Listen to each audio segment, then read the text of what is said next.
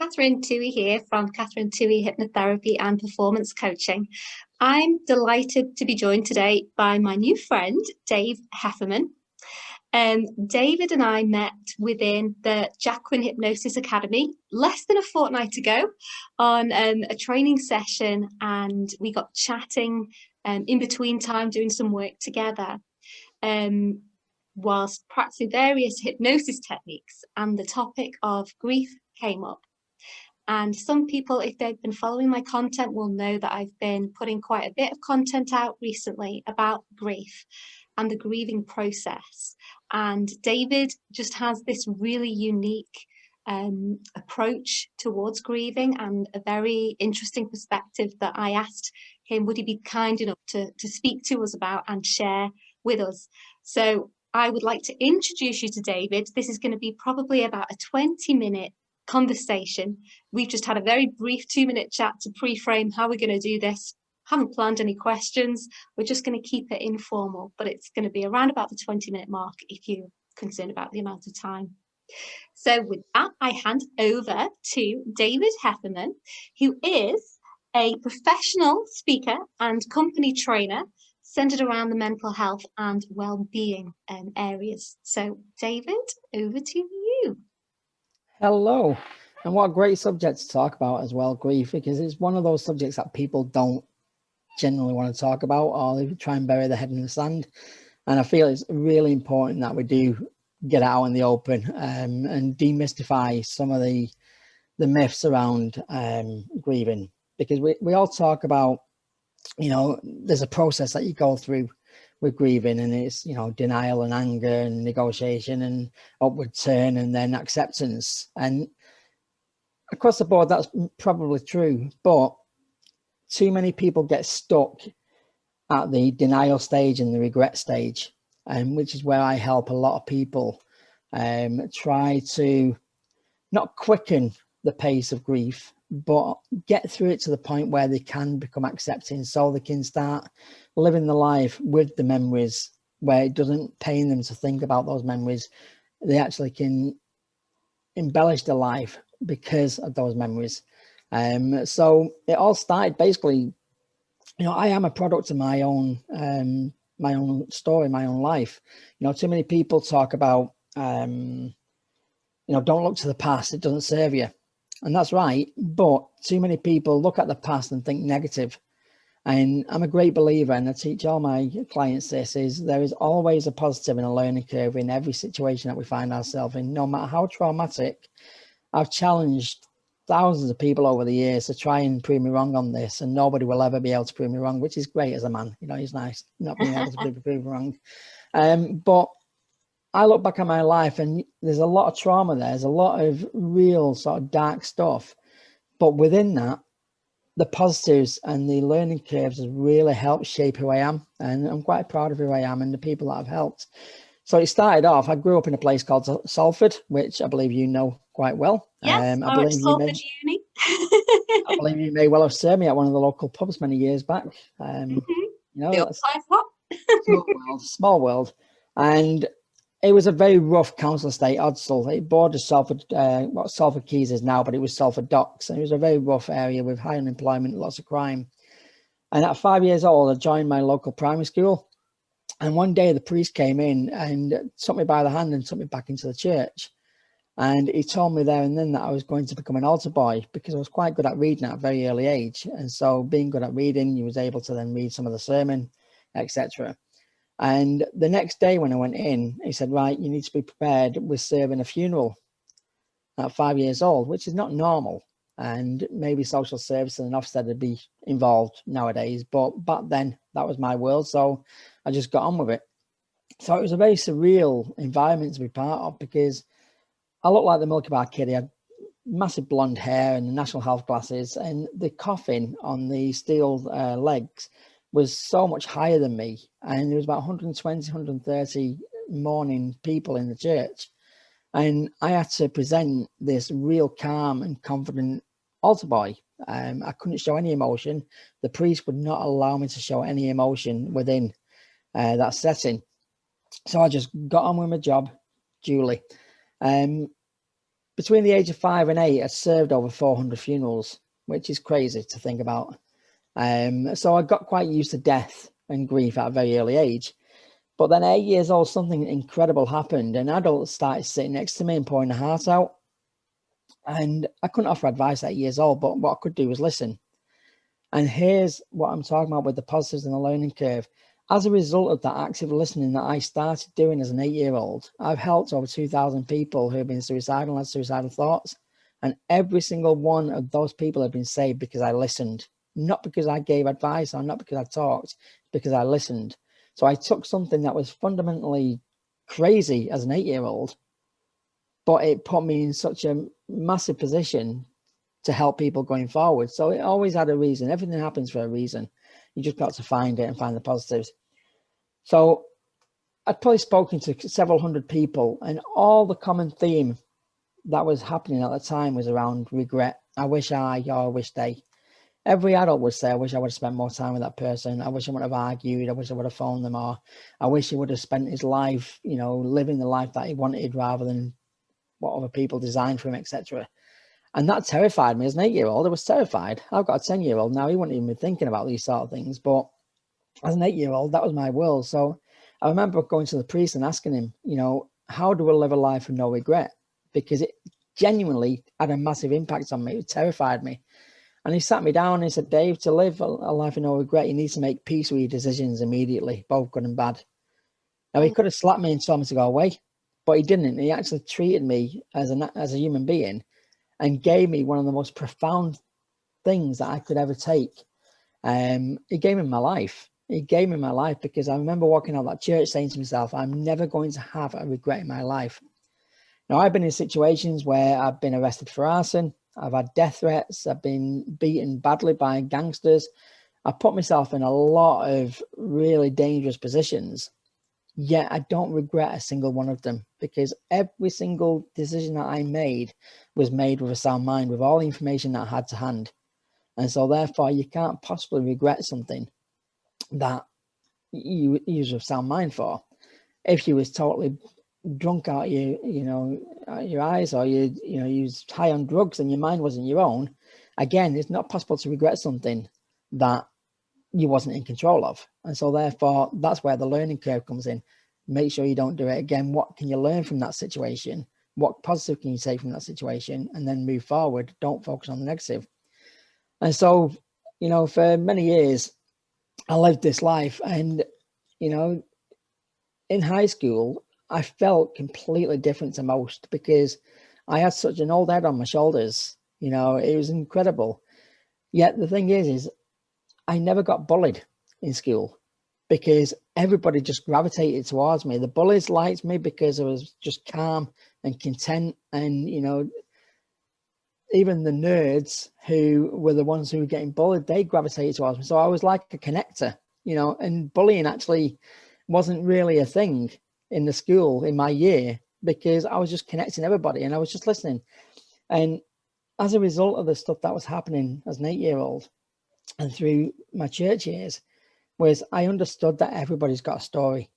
Everybody's got a story. So if somebody's being really horrible to yourself, it's because they've got a story that they've not resolved. They've not been able to put to bed. They've not had that priest or that person come to them and treat them like an adult and treat them like a human being and give them such profound meanings of life, and actually listen to them. And so talking about grief, I was talking about the different pathways through grief, and you got the denial stage where you can't believe it's happened, and the shock of it all and whatever, and that can take from days to months to go through, because it sounds awful and it's not meant to sound awful, but when we grieve, it almost comes from a selfish place because we miss that person so bad. We're not putting ourselves in the other person's position and understanding that they're at peace now, and rightfully so, because it's such an emotive area. We are grieving, we are hurting, but when you actually look at the cold light of day and the facts, most of the time these people are suffering, and so therefore they've ended that suffering and they're now at peace. Whatever is out there, we don't know, but they're at peace. And I've always put others first. I've always, you know, it's not a case of me not putting my own oxygen mask on. I am possibly one of the most empathetic people you can get. You know, when I go on stage, my theme tune is actually Walk a Mile in My Shoes by Elvis Presley, you know, which is an incredible tune. And I've got this ability now, as a result of my past, I've got this ability to actually sit back and stand back and say, you know what, you've got a story. You know what I mean? Or look at the facts and take the emotion out of it. And it was George Mallory who climbed Everest, actually. He gave a brilliant quote, and he said, we gain nothing from summiting Everest. I love Everest, by the way, as I was telling you before. I just, you know, every talk I do, I always have to get Everest in for some strange reason. But George Mallory, who grew up just down the road from me in Moberley, he was one of the, well, he led the first 3 British expeditions up Mount Everest between 1922 and 1924, 30 years before Hillary and Tenzin actually summited. And he's quoted by every mountaineer. His most famous quote was, "Why did you climb Everest?" And his response was, "Because it's there." That was it, just deadpan, because it's there. But one of the quotes that I absolutely adore and I live by is, he said, you get nothing from climbing Everest. Absolutely nothing. There's no jewels, there's no crystals, no gold on the end of the line. You know, there's no beautiful rainbow or, you know, big epiphany. You're just basically confronting death. And by confronting death, you're living. And that's such a beautiful phrase. You know, too many people are scared of talking about death and grief. And we need to be open about it. We need to accept, you know, I've got my cup here, we're all going to die. And we're all going to die. And people forget that. We all end up in autopilot mode. And we forget to live. And because we're so scared of dying, we're so scared of risk, we don't actually live our lives in the way we're supposed to live our lives, in the way that you should design it, not what other people and other companies and other areas design it for you. You know, we're living all our lives based on other people's conditioning, you know, and one thing I've always done from the age of 8 is live by my rules, and I make myself happy first. And there's an amazing phrase that I live by, and there's 2 statements: false, when things change, I'll be happy. And true, when I'm happy, things will change. You know, and it's such a beautiful phrase, because how many people have you probably heard, you know, listening to this Zoom call now, who may well have said, "Oh, when the pandemic is over, I'll be happy," or, you know, when I get a bit more money in, I'll be happy. And we forget that we've got such beautiful things around us. I was in my garden yesterday, and it was like an orchestra. All the different types of birds were just tweeting away, just singing to each other. And then we had about 5 or 6 different brands of butterfly fly past. And we miss this on a daily basis because we're so busy on that rat race and that treadmill, and we're not living, you know, and we just basically, we may as well be in prison because we have these imaginary bars in front of us, not actually understanding that we've got the key to open those cell doors and just walk free, you know. And it's as a result of the regret, mainly, that people are risk averse and don't want to feel hurt again. With grief, they don't want to feel that hurt, you know, so they push it away and push it away and push it away. And the way our brain works, as you'll know, you know, it gives you more of what's important to you. It shows up more opportunity in what's important to you, and the only way it knows what's important to you is what you're thinking and feeling, and where your focus is. Yeah, exactly. And so if you're thinking regret, grief, bitterness, denial, anger, all the different parts of the grieving process, guess what? The brain will start showing you more reasons to feel like crap and feel horrible and feel hurt and feel pain. Yeah, that person's spirit still lives on in you. You know, by you hurting, proves that they've left a legacy and they've left something special, and that's going nowhere. That's going nowhere. The, you know, the mortal part of him, the actual physical part of that person may have gone, but his spirit or her spirit will live on forever. And if you can just harness that and embrace that and recognize that you've now got an opportunity, by going through that grieving process, you've got an opportunity to actually reevaluate your life and actually live it, and not just waste it on being risk averse or, you know, saying, I know I could do that. How many times do you hear people say, oh, deep down I knew I should have done that, or deep down? why aren't we living in deep down then? You know what I mean? Why aren't we living in intuition? What we know is right, but we're too scared of what others people are saying, all the feelings of hurt and the pain. But change is painful anyway. Change is painful anyway. So which pain do you want? The pain that's going to be temporary and move you forward, or the pain that's going to be long term, that's going to drag you backwards? You know, so that's the way I look at it. And there's not a day goes by, you know, every night I go to bed, I have like a mental checklist, and I just tick it all off and I park it. And I say, if anything happened that I really shouldn't have done or whatever, I make peace with it before I go to bed. I say, it's done. It's not coming into tomorrow with me. It stays there. And because I'm okay with it, because I'm okay with those thoughts coming in, rather than resisting it, because ego loves resistance, these thoughts in our heads love resistance. So the more you resist it, the louder it becomes. That's why people have breakdowns, because they're trying to resist all these thoughts coming in. But if you just stay calm and actually just allow these thoughts to come in like a little bubble floating, so yeah, I'm okay with that. Yeah, I'm okay with screwing up today. I'm okay with failing that exam. I'm okay with that. Guess what? Those thoughts go out of the way, and you start then dealing with intuition, and you know what you need to do. It's everything that we need is internal. Yeah, we just live external. Now go in. This is why you're going to make an amazing hypnotist, because you already know this stuff. I'm so looking forward to that journey. It does feel like the natural progression now.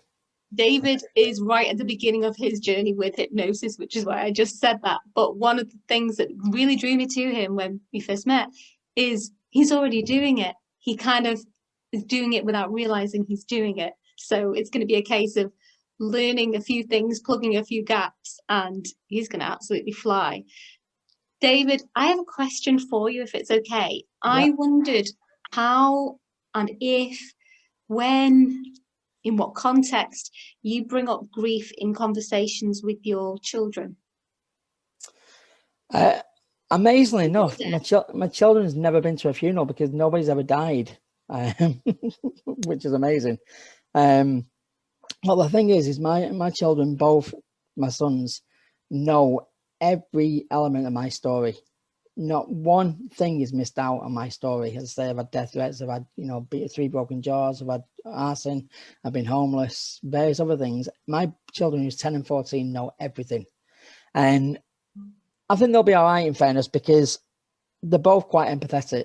Even though my 14-year-old is autistic and he's quite unfiltered, and he does say things. What we're trying to work on humor with him at the moment, but it comes across as being quite aggressive and sarcastic, so we're trying to tone him down a bit. But my 10-year-old, he came running in a few months back. He's got an empathy matched by few, and the thing is kids do what we do, not what we say. We can say to our kids, don't feel that way, don't do that, but they do what we do. And if we're saying one thing but acting another way, they'll do what we're acting. It's as simple as that. And my youngest boy, Jack, he came running a few months back, said, Dad, you got to come. There's a homeless guy at the shops. You need to come. So, but you've just been there with Mummy. He said, yeah, but Mummy's not been homeless. You know what to do. Come. So he dragged me all the way to the shops where this homeless guy was laying on a sleeping bag. And the homeless guy turned around to me and said, is this your son? I said, yeah. I said, you must be so proud. He said he took control of the situation immediately. He asked if I needed a drink. He got my wife to go to the shop and buy him a sandwich and a drink. He then offered my car to take him where he needed to be. He said, we've got a doctor's down there. We can take you to the doctors if you need to get checked over. And it was like, wow.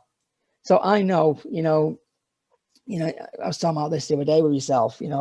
I am classed as a dead man walking because of my health issues. The spinal consultant, I've got severe spinal canal stenosis, I've got rare form motor neurone, and I've also got the paralyzed diaphragm with the 30% vital lung capacity. So the prognosis for the severe spinal canal stenosis has been wheelchair bound and paralyzed. Yeah, I've just summited Everest in the virtual challenge doing 7 miles a day. Woohoo! Sod you, spinal consultant, you're not going to tell me what's happening. But his words to me when I had the meeting last year about surgery, he said, if you was to go down the surgical route, you may as well book into Dignitas, because at least you'll have a nice holiday to Switzerland beforehand. So basically what he was saying to me is, if I go on the operating table under general anesthetic, I'm dead. There's no questions, there's no arguments, it's me dead. So if I broke my leg, I fell down the stairs a few weeks back and nearly broke my leg, that's me dead. It's as simple as that. Yeah, I could live my life by sitting in the corner and saying, oh, why me? I'm a decent person, why me? How dare you? Or I could actually recognize, you know what? I've been given an opportunity again to acutely understand how fragile life is. So live it, get it done, you know. And my words to the consultant were, you know, the fact that you took that decision out of my hand is why I'm thankful, because if you would have said a 50% chance of dying, that could have been weighing on my mind. And so therefore taking my focus away from being a good role model to my family, to my kids. So the fact that you're taking that decision out of my hand means I don't have to think about that. And I'm very big on control the controllables and sod the rest off. There's no point in even wasting energy on stuff that's outside my control. I said, the ultimate fact is I can still be a damn good role model and a father to my kids and a good husband to my wife in a wheelchair, but I can't be any kind of father or husband on a mortuary slab. So why the hell would I not be grateful? And this is just stuff that's really ingrained in me every single day for the last 30 years. It's just shaped who I am. So I don't even have to think about that. It's not a big deal for me anymore. And people are, oh my God, that's amazing. But it's just life for me now. But this is the thing is, I told my kids this. My kids are fully aware of all this. And then rather than saying, oh, you know, pussyfooting around me, trying not to sort of touch me, they still beat the crap out of me. You know what I mean? They still jump on me. They still, you know, give me a good dig when I go past and what have you. And that's what I want. I don't want people, you know, on eggshells, yeah. Scared, being scared. It's like saying to somebody, you know, you know, about police officers. You know, I mean, you know, people talk about police officers and, you know, oh, we'll tell a police officer and they'll tell you off as a kid. No, we want the kids to know that the police officers are a safe space. We want them to be able to approach police officers if they need help, not to be looking at these police officers as being demons and somebody who's going to shout at them. That's just conditioning your kids. So my kids get conditioned in the right way. You know what I mean? They see me act and live my life in the way I expect them to live. You know what I mean? And my job as a parent, as a father, is to make sure that they're as independent as possible when they, well, they're never going to flee the nest. I think I've got them for life, in fairness. I'm going to have to build a summer house in the garden. But when they fly the nest or whatever, you know, my job is not to keep them in a cage. It's to let them fly, you know what I mean, and give them all the tools. And the best way of doing that is by showing them how to do it, not telling them how to do it. So. I love that. I think it's a really important part of the conversations around death, grieving, whether it's someone we know, a loved one who's struggling with grief, or if we're facing our own mortality. I've got a few people who've reached out to me recently who are poorly and maybe grappling with those things. And often it's not about them. So often when it's a health issue and they're a parent, it's not about them at all. It's about their children. And then how they have that conversation with their children and keep it positive. And I think you can't talk about one side of life without the other, whether it's children, whether it's just other parts of the family. It's that whole cycle, isn't it? Which is what it's all about. Is there anything we haven't discussed that you want to kind of say as a final thought? No, you know, I always, anybody who cares to listen, I always say, you know, especially now that we're reopening and, you know, we may get certain spikes in the pandemic and the COVID and what have you, is the best way I live my life. And, you know, I've no reason to disbelieve why others shouldn't live it in this way, is A, control the controllables. B, do not put any energy to stuff that is outside of your control. You know, I've seen so many people losing their stuff over what Boris Johnson's going to say on the 5th of April, because I'm working heavily in the nail and beauty industry at the moment. And Facebook is awash with, oh, what's it going to say? And they're losing real, you know, lots of hours over it. I said, you don't have a clue what he's going to say until the 5th of April when he stands on a pedestal. You've not got a clue. So why do you not use that time to control what you can control and make sure your salons are perfectly clean and hygienic and ready to open when he decides to say you can open, which hopefully is going to be the 12th. But that's where your time is best served, is on the stuff that is within your control. So if anything adverse has happened to me, anything negative has happened to me, the first thing I always say is what's in my control. And I get on and do it. No matter how painful that may be, I get on and do it. If it means having to go for little beans rather than Heinz baked beans, I do it because that's in my control. You know what I mean? To save money or whatever it may be. The second thing is there is always a positive and a learning curve in everything we go through, no matter how traumatic. If we can train our brain to focus on finding these positives and learning curves rather than focus on the negative, we'll grow a lot quicker and in a much more positive way. And the last one is just be yourself because you're enough. Genuinely, he said, don't, you know, a good friend of mine, Keith, who's also a hypnotist, actually, he said something that I'd love to steal his mind, but he said it, so I have to give him credit. He said, who was you before society told you who you're supposed to be? And I love that. Ooh. I absolutely love that. And I hate him with a passion for coming up with that because I want that as my own. But if people can just take this one thing away, you know, they may be 30, 40, 50 years old. Who was they before they got conditioned to be who they are? You know, when you look at kids playing, all they're pleasing is themselves, you know, and they're in the moment and they're just loving life in that moment. Go back to when you felt your most empowered, the most incredible, the most untouchable, and the most happiest. That's who you are, not your 40-year-old self or your 50-year-old self. After all the conditioning, remove that conditioning, go back to your former self, and you'll live your life beautifully. No regrets. Yeah, that peace with all decisions, eh? Make peace with all your decisions, good and bad. Thank you so much, Dave. I really appreciate this. Quickly, if anyone wants to get in touch with you, maybe find out about your keynote speaking, how can people find you? LinkedIn is probably best, which is Dave Heffernan Speaker. If people have got Instagram, I'm on there as Dave Heffernan Ltd. Or just hook me up on Facebook. You can't miss me. There's very few Heffernans about.